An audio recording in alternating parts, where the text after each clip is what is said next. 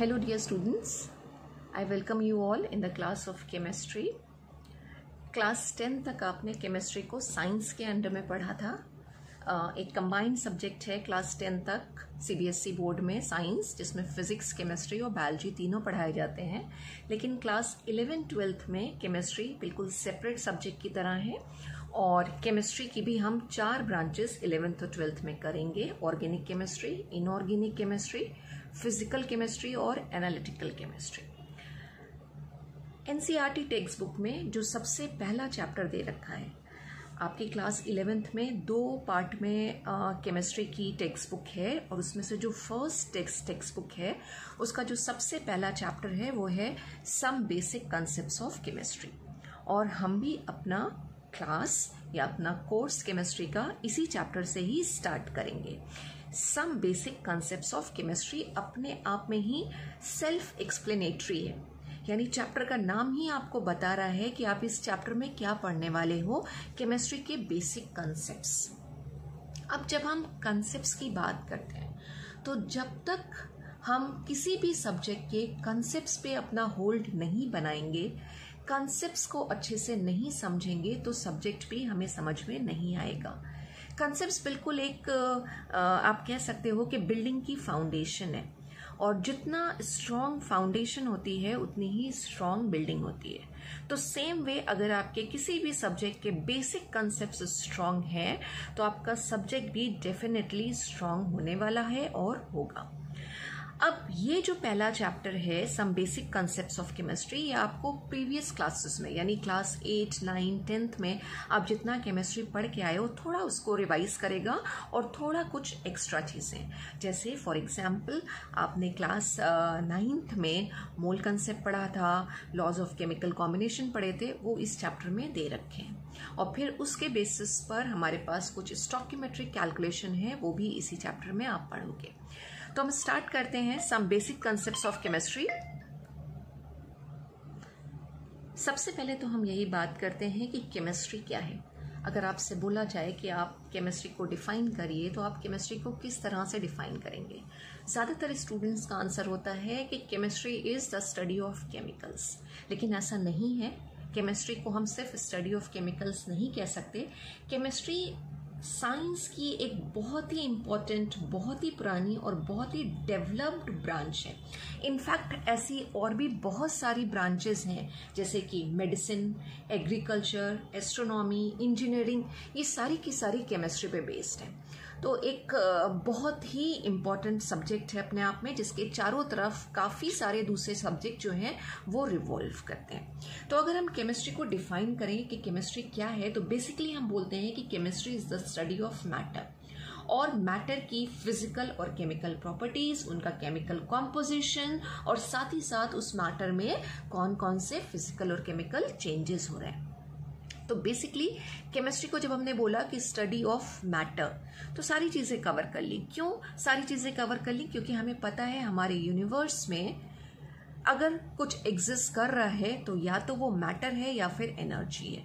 And most of the time the source of energy is also matter, जैसे कि solar energy. Source क्या है? सन. तो अगर हमने केमिस्ट्री को बोल दिया स्टडी ऑफ मैटर, तो इसका मतलब उसने सब कवर कर लिया. और अगर हम इसको डिफाइन करना चाहें थोड़ा प्रिसाइज वे में, तो हम बोल सकते हैं कि chemistry is the science of atoms. Science of atoms, और एटम से मिलकर क्या बनते हैं? Molecules and their transformation. तो बेसिकली स्टडी है एटम्स की, मॉलिक्यूल्स की, और उनके अंदर जो ट्रांसफॉर्मेशन हो रहा है. ट्रांसफॉर्मेशन मतलब उनमें क्या चेंजेस हो रहे हैं, कैसे उनकी प्रॉपर्टीज चेंज हो रही हैं. जैसे आपने रिएक्शन पढ़ी होगी कि हाइड्रोजन और ऑक्सीजन जो दोनों अपने आप में गैसेस हैं, जब वो कंबाइन करती हैं तो वाटर का फॉर्मेशन होता है. तो क्या हुआ? यहाँ पे मैटर का ट्रांसफॉर्मेशन हो गया, राइट. हाइड्रोजन और ऑक्सीजन किस में कन्वर्ट हो गए? आपके वाटर में कन्वर्ट हो गए. सेम वे अगर हम कार्बन को ऑक्सीडाइज करें या फिर कार्बन को हम बर्न करें, कंबर्शन करें, तो क्या बनेगा? कार्बन डाइऑक्साइड बनेगा. तो यहाँ पे क्या हो रहा है? मैटर का या एटम्स का या मॉलिक्यूल्स का ट्रांसफॉर्मेशन हो रहा है. तो केमिस्ट्री को हम science of atoms, molecules and their transformation भी बोल सकते हैं, या फिर हम बोल सकते हैं कि chemistry the science of substances their properties, their structure and their transformation. तो ये तो बात हो गई केमिस्ट्री की। और अभी हमने क्या कहा कि केमिस्ट्री में क्या हो रहा है, जो एटम्स और मॉलिक्यूल्स यानी जो मैटर है उनका ट्रांसफॉर्मेशन भी हो रहा है। केमिस्ट्री की स्टडी को हम दो पार्ट में डिवाइड करते हैं, ओल्ड केमिस्ट्री और मॉडर्न केमिस्ट्री। अगर हम केमिस्ट्री की इम्पोर्टेंस की और बात करें कि तो जो मॉडर्न केमिस्ट्री है उसने हमको क्या क्या चीज़ें दी हैं, जितने भी प्लास्टिक्स हैं, दो प्लास्टिक्स एनवायरनमेंट के लिए अच्छे नहीं हैं लेकिन यूजफुल हैं, प्लास्टिक्स हैं, फ्यूल्स हैं, अलॉयज, फर्टिलाइजर्स, बिल्डिंग मटेरियल्स, जो सीमेंट एंड ऑल है वो बिल्डिंग मटेरियल हमें किससे मिला है, केमिस्ट्री के थ्रू। इवन आज की डेट में अगर हम बात करें, जो कोरोना पीरियड चल रहा है उसमें जो लाइफ सेविंग ड्रग्स बनाई जा रही हैं वो भी किसकी हेल्प से बनाई जा रही है, केमिस्ट्री की हेल्प से। क्योंकि वो ड्रग्स भी क्या हैं, वो ड्रग्स या मेडिसिन क्या हैं, वो बेसिकली केमिकल सब्सटेंसेस ही हैं। तो केमिस्ट्री जो है आज की डेट में हमारी बहुत सारी प्रॉब्लम्स को सॉल्व करने में हेल्प कर रहा है।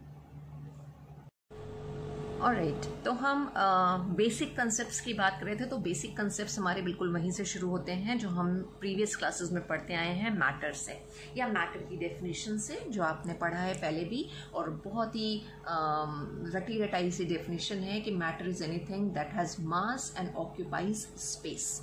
तो अभी हमने केमिस्ट्री की बात करी थी कि chemistry is basically the study of matter. तो सबसे पहले हम मैटर को ही समझते हैं कि मैटर क्या है। मैटर कुछ भी हो सकता है। जैसे मेरे हाथ में ये पेन मैंने पकड़ रखा है, इसका कुछ ना कुछ मास है और ये कुछ स्पेस ऑक्यूपाई कर रहा है, तो ये एक मैटर है। आपके आसपास भी जो बुक्स, कॉपीज, चेयर, टेबल जो भी रखा हुआ है सब मैटर है, ठीक है।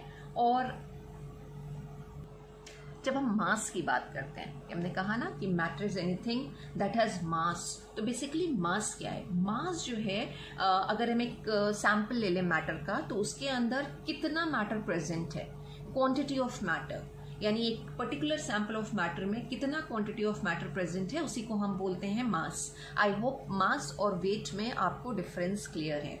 मास, जब भी हम एक बॉडी की बात करते हैं कि एक बॉडी का कितना मास है, मास हमेशा कांस्टेंट रहता है। It does not change regardless of where it is measured. जैसे अगर हम बात कर रहे हैं मून पे, तो मून पे और अर्थ पे वेट डिफरेंट हो सकते हैं क्योंकि ग्रेविटेशनल फोर्स अलग अलग है, लेकिन मास दोनों जगह पे कांस्टेंट रहेगा। तो mass of the body would be same on the moon as it is on the earth. It does not change.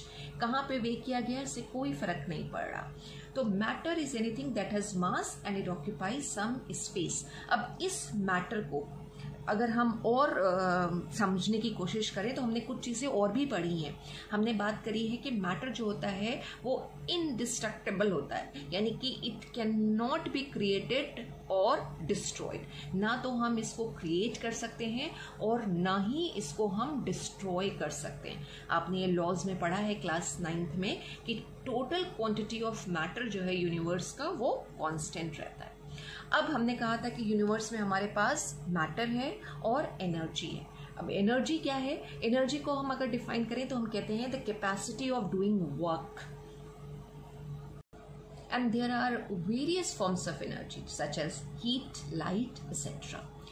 Matter की तरह एनर्जी को भी ना तो हम क्रिएट कर सकते हैं ना ही डिस्ट्रॉय कर सकते हैं, लेकिन हम इसको ट्रांसफॉर्म कर सकते हैं from one form of energy to another. ये चीज़ें आपने फिजिक्स में पढ़ी होंगी, राइट। और हमारे पास एक फेमस इक्वेशन है जिसे हम आइंस्टीन की इक्वेशन कहते हैं, E is equal to mc², जहाँ पे हमने पढ़ा था कि matter can be converted into energy.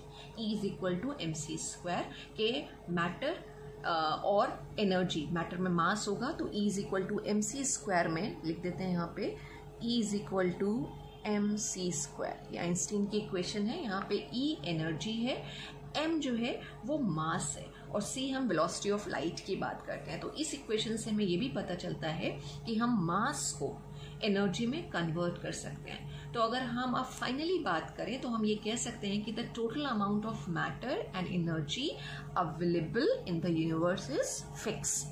अब हम आते हैं इस मैटर के क्लासिफिकेशन पे, क्योंकि हमें केमिस्ट्री पढ़नी है, कंपाउंड्स के बारे में पढ़ना है, सब्सटेंसेस के बारे में पढ़ना है, तो हम इस मैटर के क्लासिफिकेशन की बात करते हैं। ये फ्लो चार्ट यहाँ पे है। ऐसा फ्लो चार्ट अगर आपको अपना क्लास 9th का कोर्स याद होगा तो वहाँ पे भी आपने पढ़ा था कि मैटर का हम अगर क्लासिफिकेशन करें तो फिजिकल और केमिकल बेसिस पे हम उसका क्लासिफिकेशन कर सकते हैं। और जब हम मैटर का फिजिकल क्लासिफिकेशन करते हैं तो हमें 3 स्टेट्स मिलती हैं मैटर की।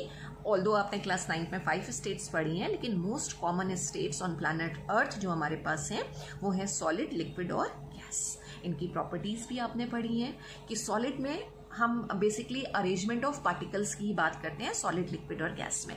तो जो अरेंजमेंट ऑफ पार्टिकल्स है, particles can be atoms, molecules, कुछ भी हो सकते हैं, आयंस हो सकते हैं। तो सॉलिड में जो अरेंजमेंट होता है पार्टिकल्स का, वो पार्टिकल्स बहुत पास पास होते हैं, यानी जो इंटर स्पेसेस होते हैं, इंटरमॉलिकुलर स्पेसेस जो होते हैं वो बहुत ही कम होते हैं, जिसकी वजह से सॉलिड का क्या होता है, एक डेफिनेट शेप होता है। लेकिन लिक्विड में यही स्पेसेस बढ़ जाते हैं, इंटरमॉलिकुलर स्पेसेस बढ़ जाते हैं, जिसकी वजह से जो लिक्विड्स हैं उनका डेफिनेट वॉल्यूम तो होगा लेकिन उनका कोई डेफिनेट शेप नहीं होता है। और गैसेस में जो मॉलिक्यूल है वे एक दूसरे से बहुत दूर दूर होते हैं, राइट। तो फिजिकल क्लासिफिकेशन अगर हम मैटर का कर रहे हैं तो हमारे पास सॉलिड्स आ गए, जैसे कि मेटल्स अगर हम बात करें तो वो सॉलिड कैटेगरी में आएगी। हमारे पास लिक्विड्स आ गए, जैसे कि अगर हम वाटर की बात करें तो वो लिक्विड फॉर्म है मैटर का। या फिर गैसेस आ गई, जो हमारे चारों तरफ एयर प्रेजेंट है उसमें गैसेस ही हैं, ऑक्सीजन है, डाइऑक्सीजन, नाइट्रोजन गैस प्रेजेंट है, और हमारे पास इनर्ट गैसेस भी हैं, कार्बन डाइऑक्साइड है। तो ये सारे एग्जाम्पल गैसेस के हैं। केमिकल क्लासिफिकेशन अगर हम देखें मैटर का तो हम इसको क्लासिफाई करते हैं अगेन 2 ग्रुप, राइट। एक हमारे पास कैटेगरी है मिक्सचर्स की और दूसरी है प्योर सब्सटेंसेस की, मिक्सचर्स एंड प्योर सब्सटेंसेस। और फिर से अगर हम अपने क्लास 9th का सिलेबस रिकॉल करें तो वहाँ पे आपने एक चैप्टर पढ़ा है is matter around us pure. एक क्वेश्चन के फॉर्म में उस चैप्टर का नाम था कि is matter around us pure. और वहाँ पे जो कंक्लूजन निकला था कि हमारे चारों तरफ जो मैटर एग्जिस्ट करता है वो प्योर फॉर्म में नहीं है। ज़्यादातर हमें क्या मिलते हैं, मिक्सचर्स मिलते हैं, यानी 2 या 2 सब्सटेंसेस आपस में किसी भी रेशियो में कंबाइन करेंगे और हमें मिक्सचर्स मिलेंगे, ठीक है। और मिक्सचर्स को अगेन हम क्लासिफाई करते हैं 2 ग्रुप में, होमोजेनस और हेट्रोजेनस मिक्सचर। अब हम देखते हैं कि होमोजेनस मिक्सचर क्या होता है और हेट्रोजेनस मिक्सचर्स क्या है। एक ग्लास वाटर लीजिए आप, उसमें आप 1 चम्मच सॉल्ट डाल दीजिए या शुगर डाल दीजिए और उसको आप स्टिर कर दीजिए, यानी घुमा दीजिए अच्छे से। व्हाट विल हैपन, जो सॉल्ट या शुगर आपने ली है, जो सॉल्यूट आपने लिया है, वो वाटर में अच्छे से डिसॉल्व हो जाएगा। आप कितना भी ले सकते हैं, आप 1 चम्मच या 2 चम्मच डाल सकते हैं, कोई फिक्स रेशियो नहीं है। आपने डाल दिया तो व्हाट हैपन्स, जो आपने सॉल्ट या शुगर लिया था जिसको हम सोल्यूट बोल रहे हैं, वो क्या होगा, वो यूनिफॉर्मली क्या होगा, उसमें अच्छे से मिक्स हो जाएगा। तो जब हम ऐसे मिक्सचर्स रेडी करते हैं जहां पे कंपोनेंट मिक्स्ड हो यूनिफॉर्मली और जहां हम सोल्यूट पार्टिकल्स को नेकेड आई से या माइक्रोस्कोप की हेल्प से नहीं देख सकते, तो ऐसे सारे मिक्सचर्स कहलाते हैं होमोजेनस मिक्सचर्स। आप अगर सॉल्ट पानी में डिसॉल्व कर देंगे तो आप सॉल्ट के पार्टिकल्स या शुगर के पार्टिकल्स को नहीं देख सकते, वो यूनिफॉर्मली डिस्ट्रीब्यूट हो चुके हैं उसके अंदर, राइट। तो इस तरह से जो हमारे पास मिक्सचर्स बन के आते हैं उनको हम बोलते हैं होमोजेनस मिक्सचर। एक होमोजेनाइज हो चुके हैं, यूनिफॉर्मली डिस्ट्रीब्यूट हो चुके हैं, राइट। और उसको हम सोल्यूशन भी कह सकते हैं कि एक हमारा सोल्यूशन रेडी हो गया। क्यों, क्योंकि हमारे पास सॉल्वेंट है वाटर और उसके अंदर हमने सॉल्ट या शुगर डाला है जो सॉल्यूट है, तो एक हमारे पास सोल्यूशन भी रेडी हो गया। तो इस तरह के जो सोल्यूशंस बने या मिक्सचर्स बने उनको हम बोलेंगे होमोजेनस। और इसके लिए एक और नाम है, ऐसे सॉल्यूशंस को हम बोलते हैं ट्रू सॉल्यूशंस। ट्रू सॉल्यूशंस यानी ऐसे सॉल्यूशंस जिसमें सॉल्यूट पार्टिकल्स को हम नेकेड आई से नहीं देख सकते। अगेन रिकॉल करिए, आपने 3 तरह के सॉल्यूशंस पढ़े थे, ट्रू सॉल्यूशंस, कोलोइडल सॉल्यूशंस जिसका मिल्क और ब्लड एग्जाम्पल होते हैं, और तीसरा आपने पढ़ा था सस्पेंशंस, राइट। तो जो होमोजेनस मिक्सचर्स हैं वो हमारे क्या है, ट्रू सॉल्यूशंस। इसी तरह से अगर हम कुछ इस तरह का एक सॉल्यूशन बनाएं या मिक्सचर बनाएं जिसमें सॉल्यूट पार्टिकल्स हमें नेकेड आई से विजिबल हो, राइट, जैसे कि हमने सैंड ली और वाटर के अंदर मिक्स कर दी, व्हाट विल हैपन, डिसॉल्व नहीं होगी सैंड और हम उसको आराम से देख सकते हैं। तो ये जो मिक्सचर हमारे पास बन के आया है इसको हम बोलेंगे heterogeneous mixture, where we can see the components with the help of naked eyes और माइक्रोस्कोप। और एक होमोजेनस मिक्सचर जो होता है वो यूनिफॉर्म नहीं होता, ठीक है।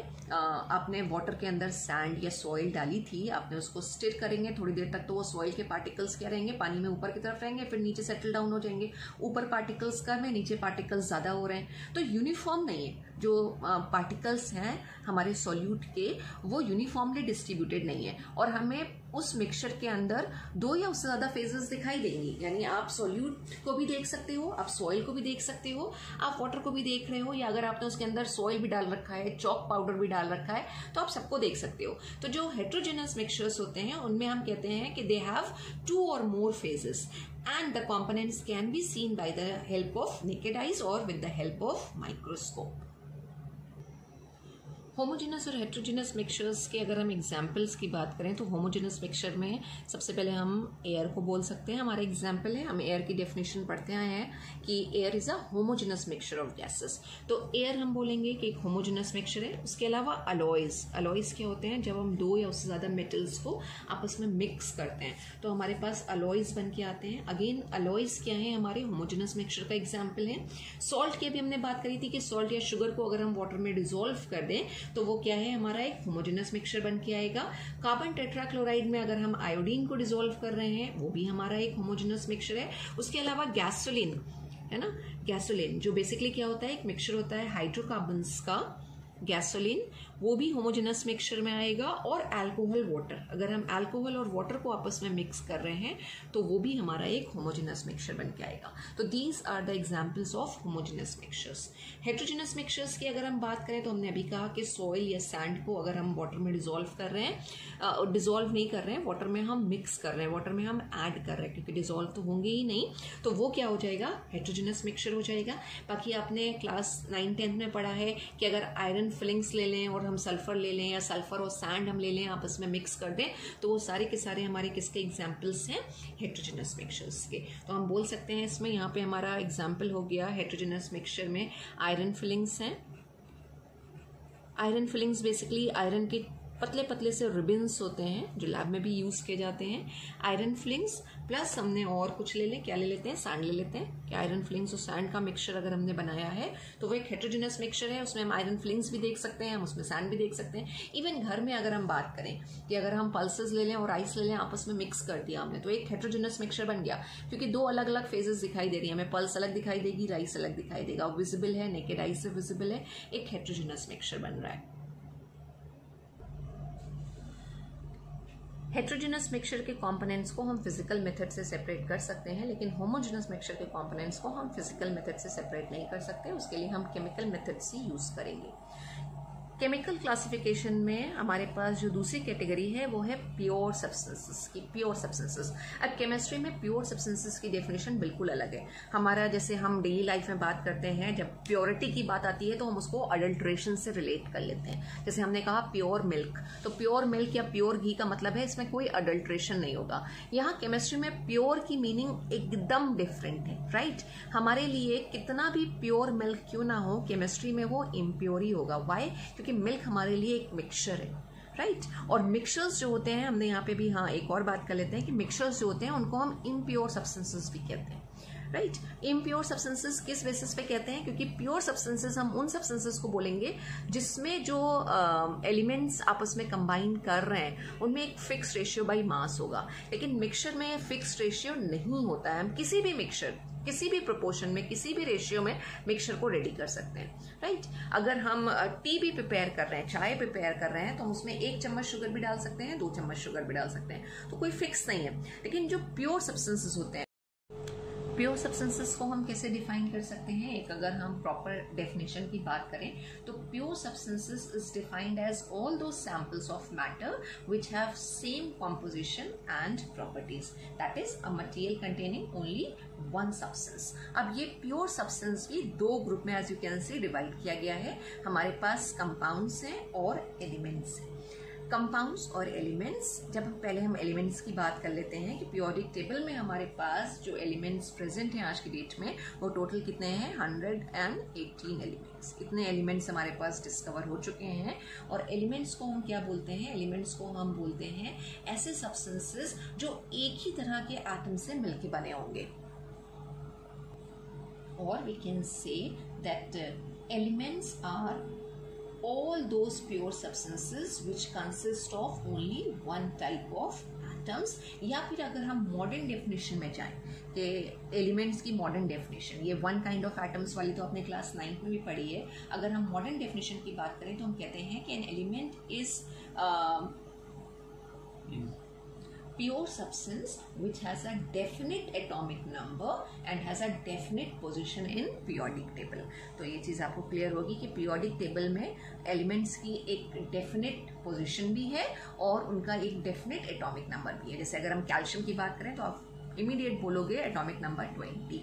तो कैल्शियम अपने आप में एक एलिमेंट है और उसकी पोजीशन भी फिक्स है कि वो सेकेंड ग्रुप में आता है और उसका एटॉमिक नंबर भी फिक्स है 20 किसी और का एटॉमिक नंबर नहीं है। तो ये मॉडर्न डेफिनेशन कहलाती है एलिमेंट की कि ऐसे सारे प्योर सब्सटेंसेस, ऐसे सारे सब्सटेंसेस जिनका एक डेफिनेट एटॉमिक नंबर होगा और एक डेफिनेट पोजीशन होगी पीरियोडिक टेबल में, वो एलिमेंट्स हैं। अब एग्जाम्पल क्या हो सकते हैं हमारे पास? अच्छा, एग्जाम्पल से पहले अगर हम बात करें कि हम एलिमेंट्स को भी फर्दर क्लासीफाई कर सकते हैं। एलिमेंट्स को हम कितने ग्रुप में क्लासीफाई कर सकते हैं? यू नो दिस कि हमारे पास मेटल्स हैं पीरियोडिक टेबल में, हमारे पास नॉन मेटल्स हैं और हमारे पास क्या है पीरियोडिक टेबल में?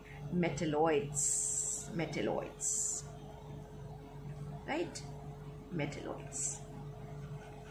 प्रॉपर्टीज आपने पढ़ रखी हैं मेटल्स, नॉन मेटल्स और मेटलॉइड्स की। मेटलॉइड्स वो सब्सटेंसेस होते हैं जो मेटल्स और नॉन मेटल्स दोनों की तरह बिहेव करते हैं। मेटलॉइड्स को हम सेमी मेटल्स भी कहते हैं। इसके एग्जांपल्स क्या क्या हैं हमारे पास? Silicon, germanium, arsenic, antimony, tellurium, ये सारे के सारे हमारे मेटलॉइड्स के एग्जाम्पल हैं। पीरियोडिक टेबल अगर आप स्टडी करेंगे तो उसमें आप एक जिगजैग लाइन देखेंगे जो मेटल्स और नॉन मेटल्स को क्लासिफाई करती है और उस जिगजैग लाइन में जो भी एलिमेंट्स हमारे पास अवेलेबल हैं वही मेटलॉइड्स हैं। ये मेटल्स की भी प्रॉपर्टीज शो करते हैं और नॉन मेटल्स की भी प्रॉपर्टीज शो करते हैं। कंपाउंड्स पे हम आते हैं। कंपाउंड्स क्या हैं?